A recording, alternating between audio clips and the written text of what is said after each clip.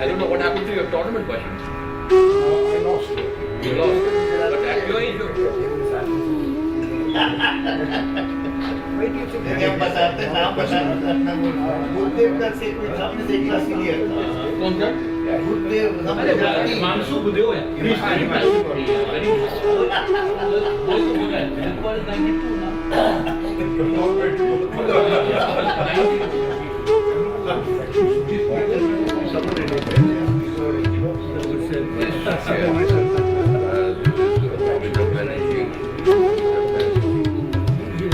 Lamba.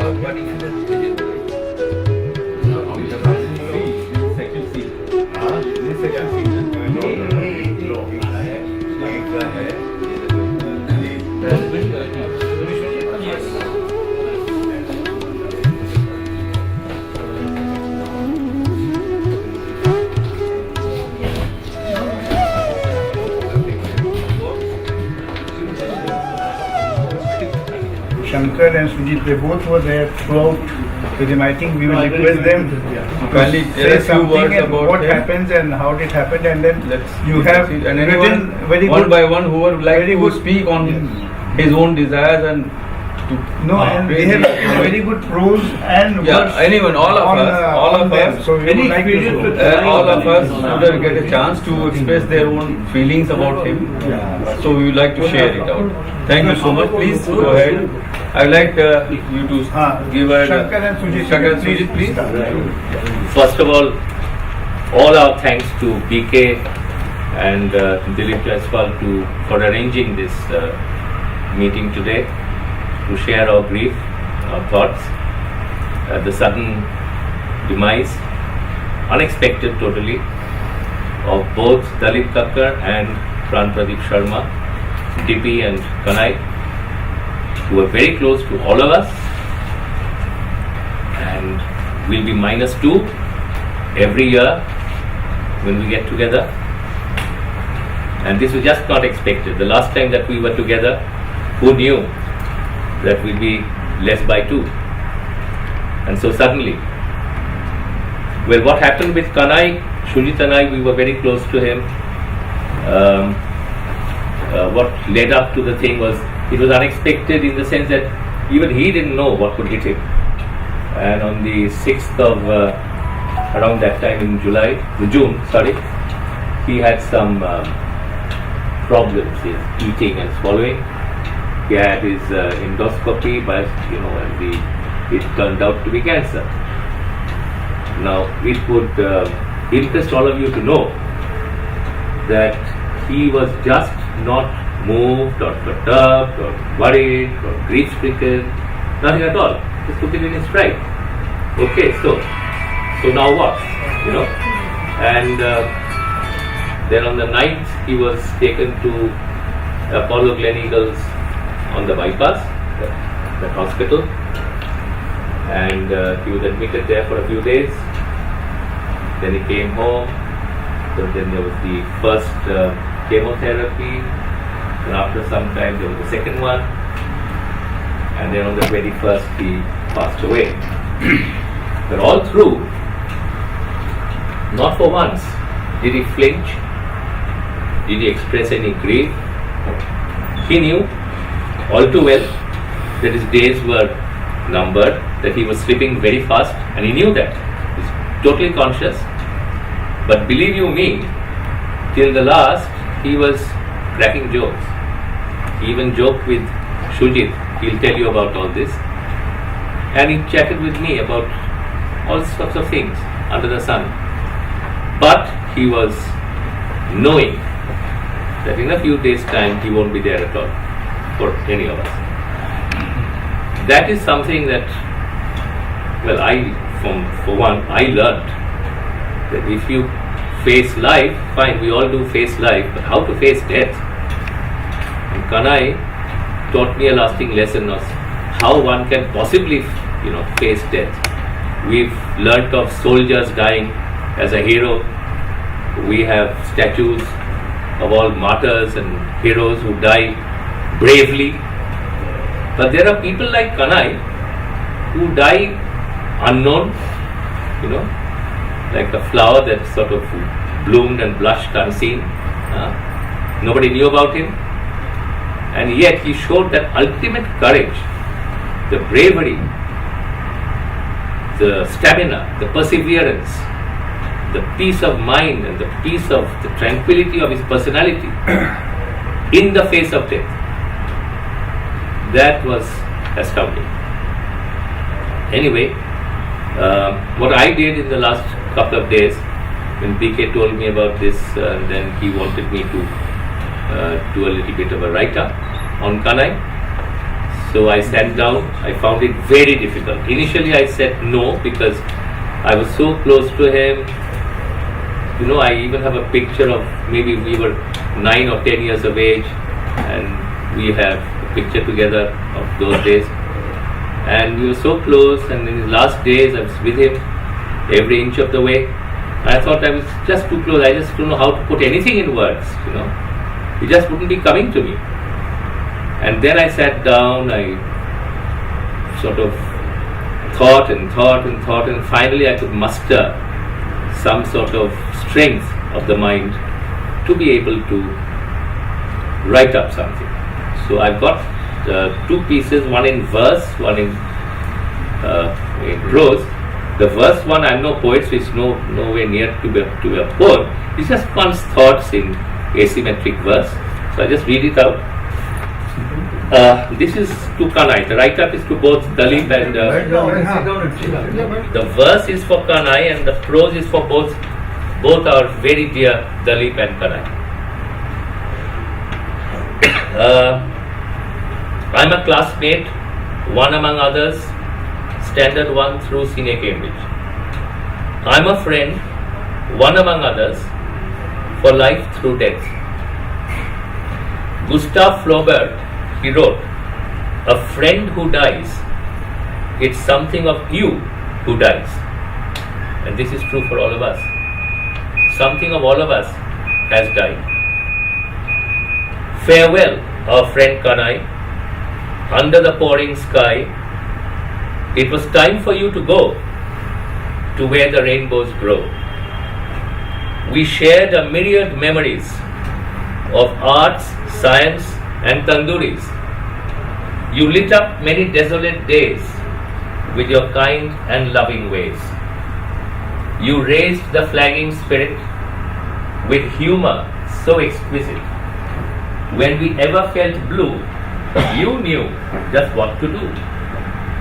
You were a quiet bird in flight, like the soft starlight at night, like moist breeze midsummer, like the fireside of a winter. And oh, we had such fun when all was said and done, in the banter and the beers and the mental souvenirs. Through good times and sad, the finest friend we ever had. School days to diamond years, your quips cheered the ears. In a timeless zone out of sight, a land bathed in golden light, in another world you live in bliss, after you made the best of this. There were tears in the heart when you simply had to part. Grace now the space for rest, the veil of the truly blessed. In your home celestial bright, with everything feeling right, you know, since you are wise, the end was a start in disguise. Of mega merit and modesty, of probity and firm fealty, of your ilk there are but few, and that's how we'll remember you. And this is the prose for both Dalip and Kanhai. First of all, a couple of lines from Rabindranath Tagore. Death is not extinguishing the light, it is only putting out the lamp, because the dawn has come. Then Shakespeare wrote, when he shall die, take him and cut him out in little stars, and he will make the face of heaven so fine that all the world will be in love with night, and pay no worship to the garish son. Thank you, Kismet, for gifting us Kanai and Dalit.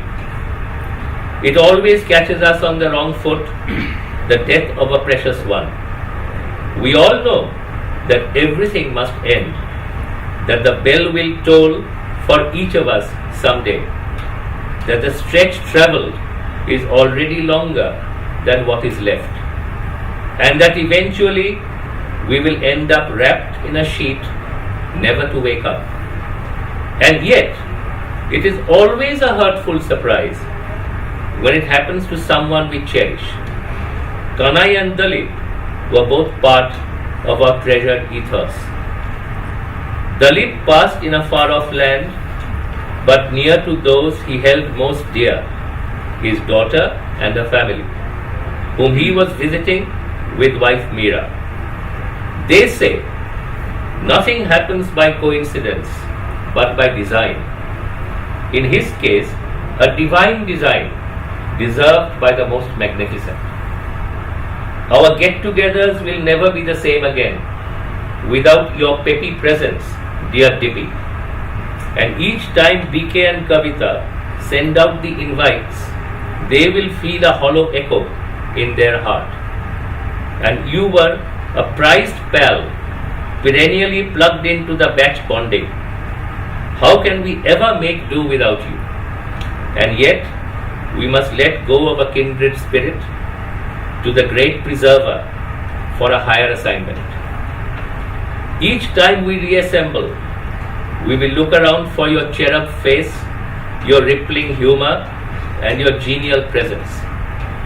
And we will find you too, in the breeze and in our breath. We bid you farewell, Dippy, not tearfully, but tenderly, not dejectedly, but endearingly. May you rest now in the peace of the imperishable, in the Shangri-La for shining souls. We will meet you in our thoughts, in our talk, in our recall. You will be with us forever. And now please permit me to share the feelings inspired by the memory of Kanai Pran Pradeep Sharma, who held my hand before he forged on ahead to meet with eternity.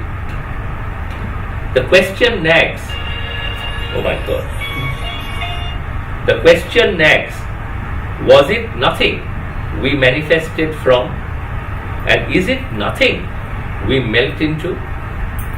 Is our life merely a spark in the dark? But then again, nothing can come from nothing. And this one truth settles the enigma. For Kanai was quite something, a rare array of virtues crested by his aversion to trumpet the very same, or even cash in on them.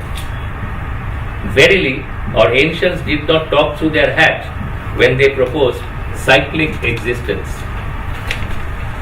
If further proof were needed, it was mirrored in Kanai's stoicism as he braced to change costume for another unique role in a continuing drama. There was no hint of despair, defeat, or dejection as his health disintegrated over a 6-week epilogue to life.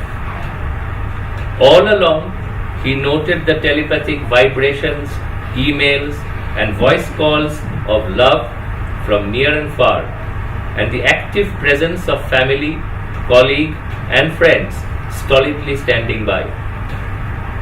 While Shujit and I have a gnawing ache that we could not do more to hold back this gentle genius in our midst, we also attest that his finale was not as vexed as the buzz about cancer may suggest.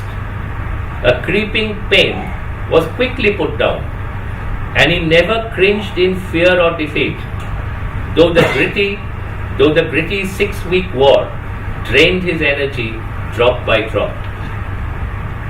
Then, on the 21st July 2013, over a few hours, he had no further reserves to summon. Even so, he reached the hospital riding only the epic forte of fortitude he was known for. He was fully conscious wearing his favorite grey trousers and t-shirt to match, and there was not a grunt nor a groan. True to our school value, he proved there was nothing beyond his courage. With my arm around his shoulders, back to square one, he murmured in his last few words, which will forever ring in the ears.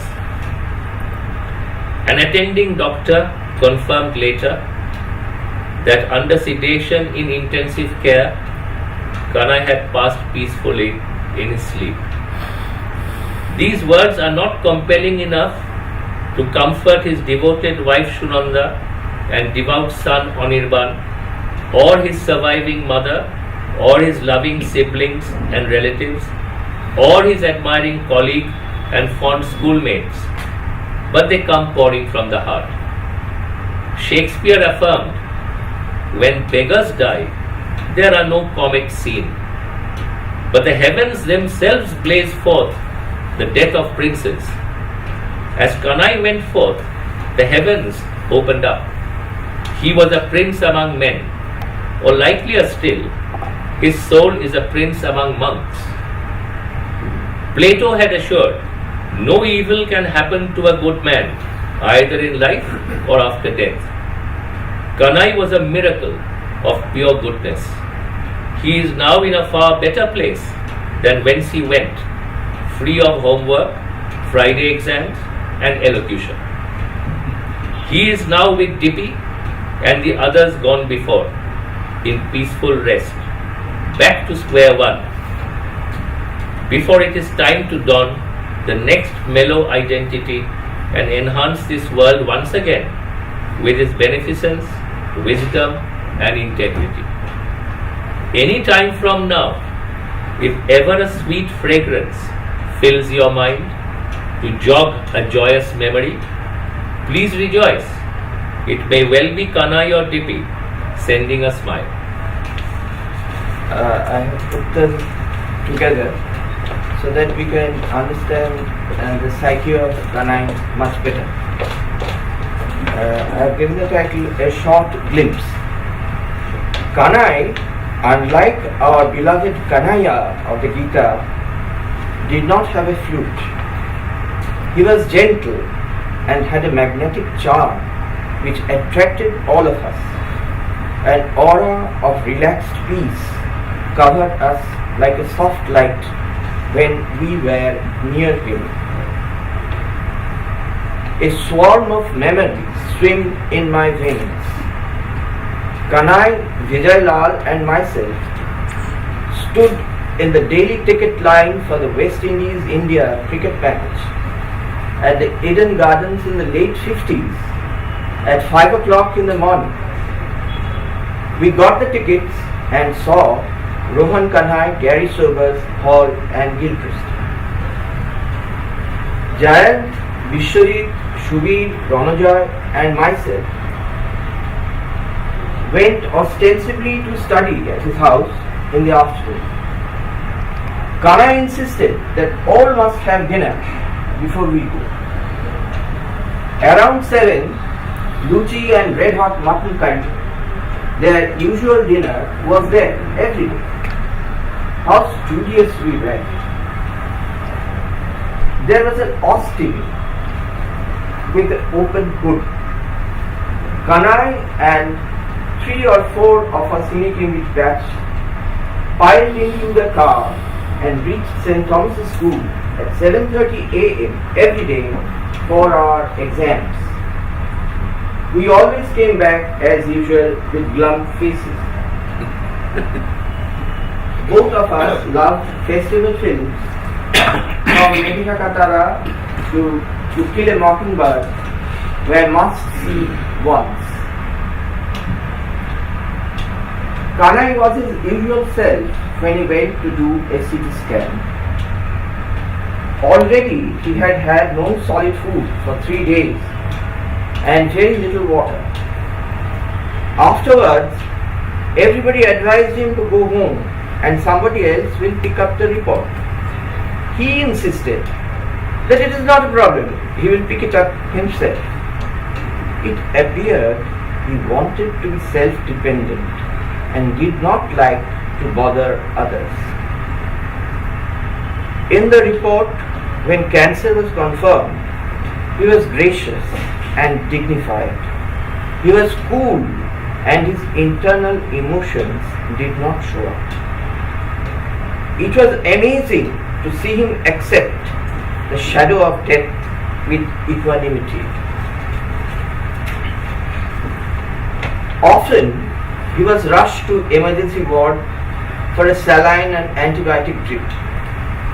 He would say, "I think I will need a little help to lie on the bed."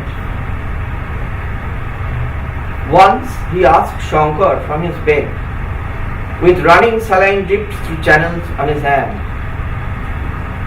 "Who do you think will win the Wimbledon? What happened to Andy Murray?" He was already reconciled to imminent collapse, but his mental landscape, however, was the same as before. It was completely dissociated from the gruesome reality. Can anyone be so mentally strong? His extraordinary politeness never faltered. One morning, before his final departure, he chatted with us for half an hour. When I mentioned that I had got a Swedish Facebook girlfriend, he gently said, "Are your Facebook friends all girls?" He was a stoic, and his consciousness had its roots beyond the phenomenal world. In my quiet moments, I feel Kanai is there, and one morning he will call up and say, "Can we spend the afternoon together?" In the last reunion, we were searching for the table reserved for the 1960 batch. Just imagine, it was not there. The tables were only for later batches. Sometimes I wonder, was it prophetic?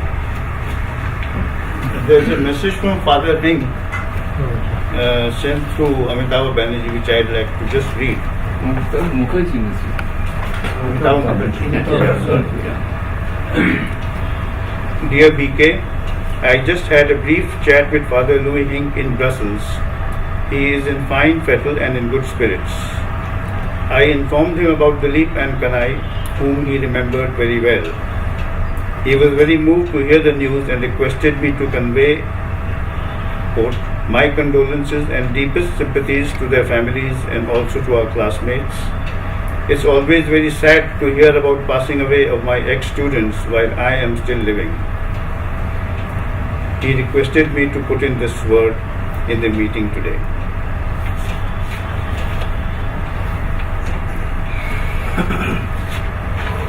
Would anybody else like to say something? You know? I would just like to say that I was just telling them that Dilip Kakkar, he became a family friend because my father and his father, they both were in the same business, that was earlier in the scrap business. And his father, Rajkumar Kakkar, we became friends when we were 9 years old. And in my house, we all had vegetarian food. But as Dilip Kakkar, we used to visit and we learned how to have, prawn, chicken and all these things. So we longed to go to his house every Sunday to have a good non-vegetarian meal. That's how we got into this thing. And about his temperament, I would tell you that he was a very finicky, clean person. That means even if anyone remembers where he used to sit, he used to put a towel. Does anyone remember? Yes. Huh? In the front bench. Yes, in the front. In the front row. Yes, he used to put a towel, then he used to sit, and he used to sweat a lot. So he always had to have a hanky, and he used to wipe his things. And he was very, clean person, whatever you call it.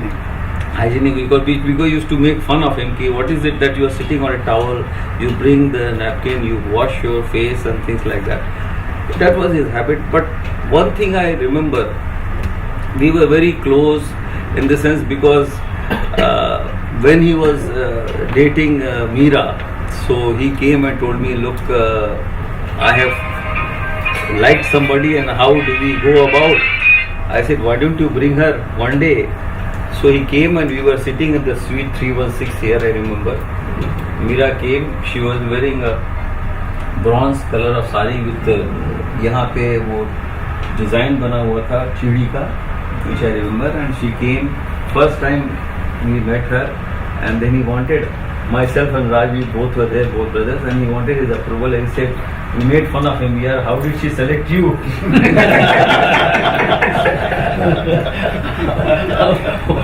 What magic did you do that you got such a beautiful bride? Anyway, that was the thing, and then his father was our family friend, mother was very affectionate to us, I remember, and we were friendly with Dilip and Pradeep both. They used to stay in bunkers, niche Dilip, upar Pradeep. We used to call them Lauren and Hardy. So the combination was there. I have somehow the other, all through my time, Dilip and Zarir, myself, we used to go to Bajpas together. We used to go with Dilip. We have, and his wife Meera and my wife, they were very close. So I remember that we had been to Digha together, drove down. We had gone to Gopalpur by driving car. We had gone to Darjeeling, and it so happened that was Naxalite days. And definitely, if you want to tell your parents that you are going to Darjeeling by car, they will never allow. So I told my parents that I am going to stay with Dilip, and Dilip told his parents that I am going to stay with Dilip. And all four of us sat down in the car, I remember at 9 o'clock, and we left for Darjeeling. And what happened in those days, there was a ration for the petrol. And it was at 1 o'clock in the night, one of the tires, burst. And what to do? Meera was there, myself, we were all young. I'm talking, this was in the year 1970. 65 we got married and 70 was the time. We all were young, with all beautiful wives and all these things, how to do. So what we did, Dilip said, what you do, let the ladies be down, put the bag on top of them. And he took out, and he said, you turn the wheel and I'll take the chair and I'll keep walking. If somebody comes, I'll hit him. So this is how we did the tire. And then there was a problem, the gasoline also finished. It was nearly, so Dilip said that he calculated, because he was the navigator, I was driving, he said, can we drive up to 4-5 kilometers? There is some petrol. I don't know how he calculated. So we drove down. Luckily we went to the petrol pump. It was night, the petrol pump was closed. So we waited till 5 o'clock till somebody comes and opens the petrol. When we came at 5 o'clock, so he said that there is a ration of petrol, you will not get it. So that was a thing, and all that. I said, we will talk to the owners. Somehow we met the owner, and then he was a young guy. We said that we are Zavarians, and somehow he was also connected with Zavarian. He said, okay, fine, you give them petrol. We got the petrol, then we landed at 12 o'clock at the Bagdogra. To your surprise, the tire went off. Burst ho gaya. And because we were speeding very high, it was an ambassador car, and we were, that time I remember we were driving 120 kilometers and I was on the wheel. And all of them were sleeping. Now what to do? I had the presence of mind. I just jammed my hands. The car went creechy about half kilometer. Then I woke up. Kya hua? Dekha, tire पीछे का burst हो गया है. Somehow again we did something, and this is the story. What we did, we had travelled quite a lot. And I remember once also when we went to Gopalpur. So he had his, Pran, this Bhagwan Das. So he, they were very good pals, motor training wala. So all his friends, 5-6, and then we went because Meera wanted us to go. So we went the whole night. We drove down to Gopalpur. We reached down there. This is also in 73 or something. So उस समय they had done the booking and all, and somehow his friends, we got a little more, sort of a courtesy from the manager, and they gave us a sweet or something. So they were very upset, and we sat on the food table. They started joking and cracking and making fun about myself and all. Dilip just took a bang on this. He said, "Friends, if you don't like him, please walk away. He is my friend. If you can't bear him, you all walk away." And they began, okay, fine, that's it. And they start behaving very well. So that is the character I'll tell about DP. And of course, his health was not good. His eyes had problems. 20 years back, he had some heart problem also. But he was a fighter, I would say. He used to live life. He never bothered what is wrong with him and whether his health is weak or this and that. And he carried out very well, smilingly, and he had never a confrontation with anyone, I can say. I am sure all of you know. And he was a jolly guy, I would tell you. Very jolly, very happy, and in the mood.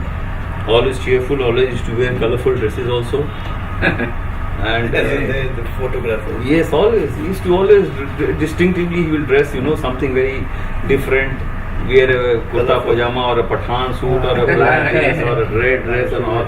Even Meera will dress like a gypsy or something like that. Very loving couple, I would say. And getting him in the crowd was something, with there was a limelight of joy and happiness, I would say. I was shocked when I got the news, from Atlanta that he is no more.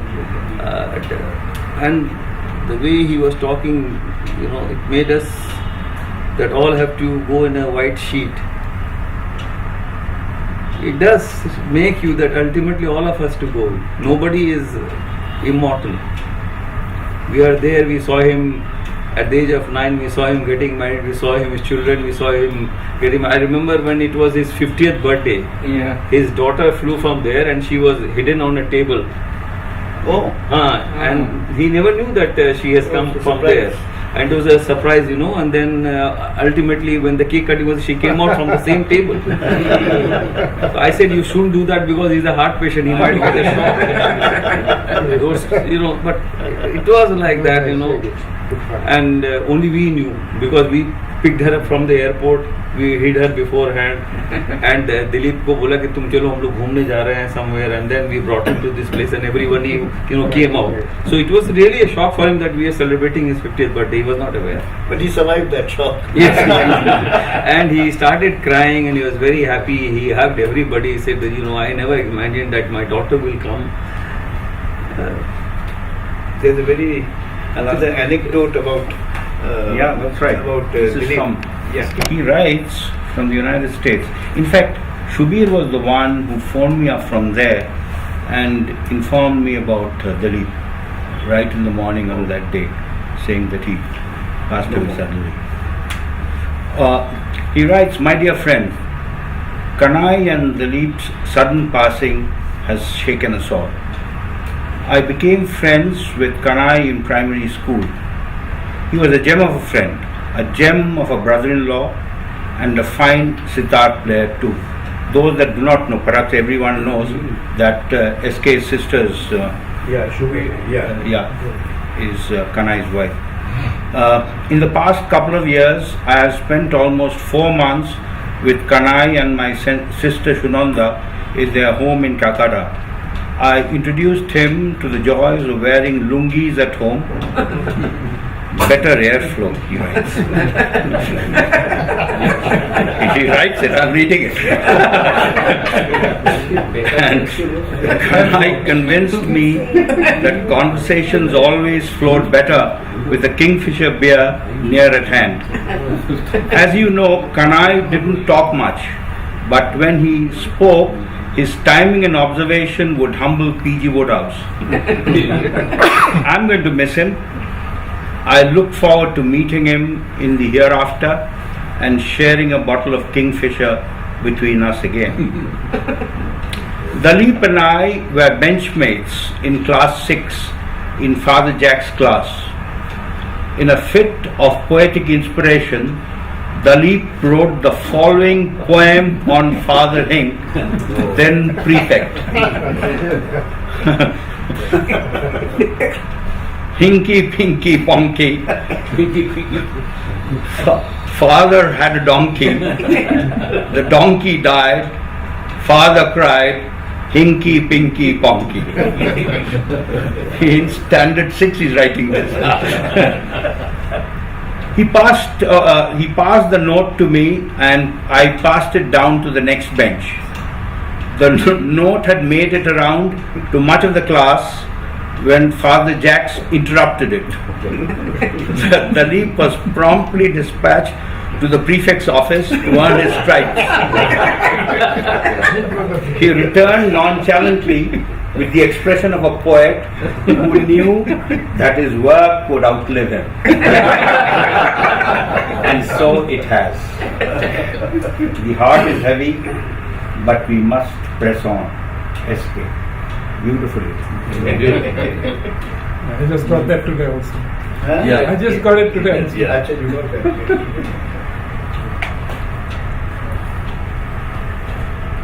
But the other day I was talking to Meera and she said probably he knew about it.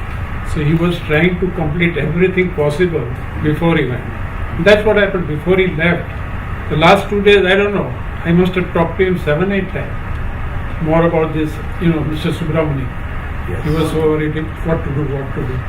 So finally before going there, he told me, you do this and add this to me. So that again the morning that he left, he called me I think 2-3 times for me. So he was, more or less feeling like that. That's what Meera also said. No, before going, he had sent an email to all of us. All of us, yes. That now I'm going for 2 months. Some 25,000 being arranged, and all of us who would like to go and contribute. Then he would sent go me ahead. the money. And the letter also given In the morning. about that he wants to buy a house and things like that. All of us got it. He sent me the money before the same day he left. He says, It you went to send it Zarir over. also. Zarir phoned me that you send it my behalf. When I'll come down, I'll give it to you. I said, don't worry, it will be done, don't worry. I remember. But he was very caring because he was winding up his business also. Yeah. Slowly. Yes, he was retired. He had 2 people left. Out of that, Darwan was still there. So he called me up about 15-20 days before this. He says, I have this guy, I don't want to leave him, let him go like that. He should have his money. So I said, you send it to me. And probably I needed one, so I took him there. So then he was so thankful and he was so happy now that at least I've taken care of him. That he's not going to be on the road or something. So even if he's leaving him, he was so worried about it. I was going through the mark sheets today, Yeah. and I don't know, I think there are 50 subjects in those 5 years when he has got the first prize, including 2 prizes of general proficiency, and in Cambridge, 2 prizes for coming first in class, 2 years in succession. Who? Kanai. And he always was the good conduct prize. From What? where Always that gift card used to get Lower section, middle section, senior section. Always he used to get, because when we used to go to that वो जो school में father protector का जो अपना होता है ना वो जो cinema hall, always used to get the prize for he getting the gets next a one guilt card and always good conduct prize. Good conduct prize was known. You see, the best part is between Mark prize Robson that and is Kanai. by all the The good students conduct only. prize. First and second would be Mark Robson and Kanai. That was the only prize which was voted by the students themselves, the good conduct prize. और जहाँ तक if my memory serves me right, वो lower section मतलब standard 3 and 4 ground floor में हुआ करते थे हमारे टाइम में. Then 5th standard and 6th standard on the first floor. And then उसके बाद तो 9, 10 and 11 मतलब second floor में आ गया. Second, So all up to these second standard was small school. Then you came Yeah. to third standard. That big was school, Yeah. big school. that big school. That standard was third standard. This side was fourth standard. Big school में जब से आए, you've been in the same section, same year, and then by coincidence बोले आप my daughter and his daughter Reshma वो लोग भी एक साथ ही same class in modern high school, you know, all around me. And his passing away, my daughter phoned me from Bangalore. She got to know from a friend. Okay. Yeah, and she got the news from another of her friends from London. You see, last so many years, we lost first Vishwajit. Then we lost two wives. Jay Sarkar's wife and Devashish. So our group is getting smaller and smaller, just shrinking sort of. That's true. There can be no additions. At this age. But coming from, Sunanda, you come from a Christian family, so I was going through a very nice parable from Jesus which said that blessed are those who mourn, for they shall be comforted. This was a parable. I just came across it yesterday, so I thought I'll just mention it.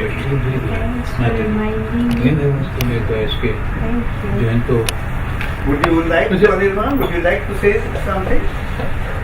All right, yes, thank you. Well, I suppose I could sit and talk. Yes. I would just like to thank all of you very much for organizing this evening, in my father's memory and Mr. Katta's memory.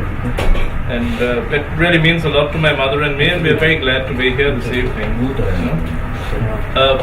I haven't met very many of you before, but almost all your names are familiar to me because my father has spoken at length about almost each of you over the years. So from numerous dinner table conversations and long detailed conversations and anecdotes about his school days, I'm actually quite familiar with almost all your names, and I really wish we could have met in slightly happier circumstances, but I'm very glad that we finally have met. As Shankar pointed out, my father's illness was and death were both very sudden and very unexpected. And it's partly because of that the reality of his absence hasn't sunk in yet. It probably won't sink in for quite a while now. And, even until the beginning of his sort of 6-week epilogue life, he was always very full of life in his quiet and muted way, which is probably, the hallmark of his character, He's always very low profile and muted, and that is how we will remember him. And because the illness and the final painful phase lasted just 40 days or so, it is in no way representative of his life in general, which is why my mother and I find it very difficult to even dwell on this last phase, because he's always been in the best of health leading up to this. I really don't want to say much about him and his qualities because as a son, I don't even know where to begin, and all of you know him very well and have, in a sense, known him longer than I have. But I will say this, that only this morning I was going through his email inbox, and I found a number of emails that had been sent from members of your mailing group to him, I suppose in the hope that my mother would probably read them afterwards. And a couple of qualities which almost all those emails drew attention to were his quiet generosity and the fact that he had a gentle, good humor. And I'm very glad that most of his peers have drawn attention to those qualities, because that is exactly what we will remember him by. Both as a husband and as a father. I think those were what defined him, and that's how we will always remember him. I'd also like to say that, being with his friends meant a great deal to him. And of course, through the year, there would be lots of little lunches and dinners and get-togethers at our house and other friends' houses. And there were two annual events which he looked forward to very much. One was the Alsauk reunion, of course, and the other was Mr. B.K. Poddar's annual party. And for days after attending these events, he would talk about them very happily and very animatedly with us. And again, that in its own way would trigger a lot of older memories of his school days and each of you individually. And we'd have a lot of laughs about rhymes and poems and anecdotes like the ones that were just narrated here. I'm very touched that Father Hink himself has put in a word, because I think Father Hink was one of those teachers, my father had a very special soft corner for, because I have heard him speak of Father Hink and Father Boshe more than anyone else, I think. So, In fact, Father Moshe was closest to most from the students. yeah, and Father Boshe was also very close to my mother's family and to Shubham Boshe's family. Yeah. He's very fond of it. Right.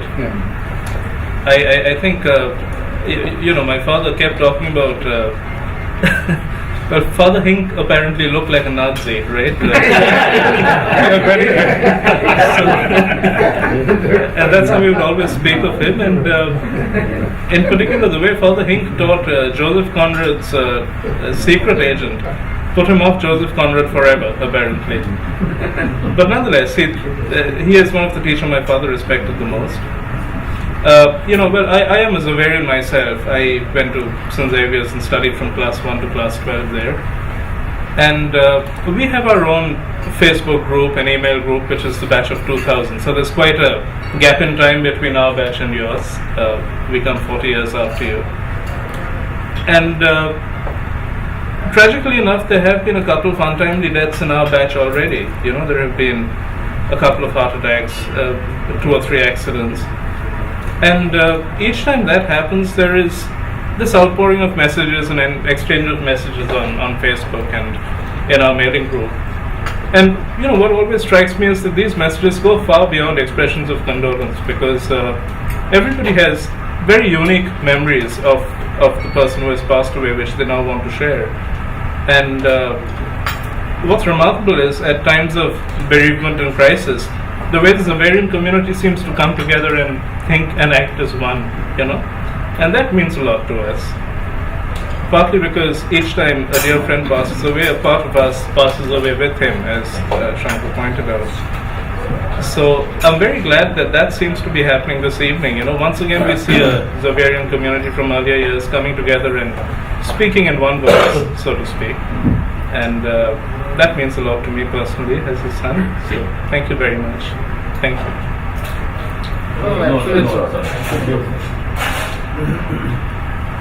Anybody else would like to? Meera wrote about the last minutes of this both. Before they went from here, from Delhi, Calcutta to Delhi, in the Indigo flight, there was a heavy storm, severe storm, and so terrifying. We were being flung up and down from side to side, and the aircraft was shuddering and rattling with the battery, and the effort to stay in the air so seemed. We had at that time turned to each other and told one another how much we appreciated and loved one another. I thanked him for the wonderful husband, partner, friend and father of his children he thanked me because we held each other and prayed. Finally the pilot pulled up out of the storm and we headed for Jaipur. So that happened. And finally then the fateful night, which came a few days later, we had just finished dinner. He had washed the dishes, which he always insisted on doing, much to Reshma's many protests. He locked up and we had just sat down around 9:30 p.m. on Friday, Atlanta time, in our bedroom. When he started gesturing wildly to me, I ran to him. I knew he was having a heart attack. He was gasping. I held him in my arms, screaming for him and to stay with me till I called Reshma. He shook his head. I was holding him in my arms, loudly praying as well, when he threw his head back and then slid down on the ground, still in my arms. I heard a deep sigh escaping from his mouth. Reshma had come running at my screams. She gave him artificial respiration continuously till the ambulance arrived, within minutes. It was like watching one of the American films, fast, efficient and focused. The paramedics took him to the emergency bay of Prairie's Hospital, where a doctor worked on him for 55 minutes.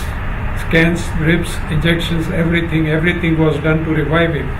After 55 minutes, they asked me what they should do. They had not got the pulse back.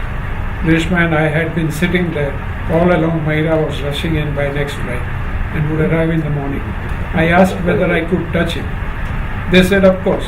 I went up to DP and massaged his foot and leg, praying all the time. At that time, they suddenly got a pulse. I'm not exaggerating. They then tried to nurture the parasite with heavy and continuous medication, but his blood pressure kept slipping. The scan showed that his heart was just limping along, unable to move to the tune of the tremor that DP always enjoyed. They asked me what they should do. He says, there is nothing but that. That is all. He passed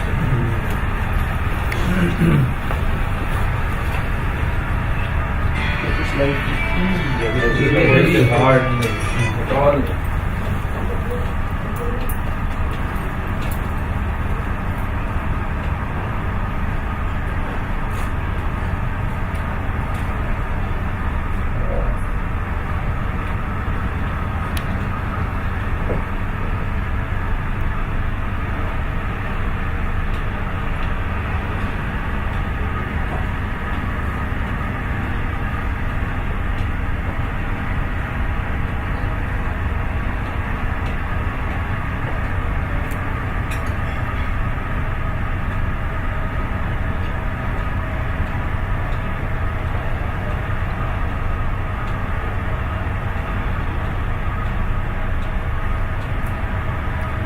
Thank you.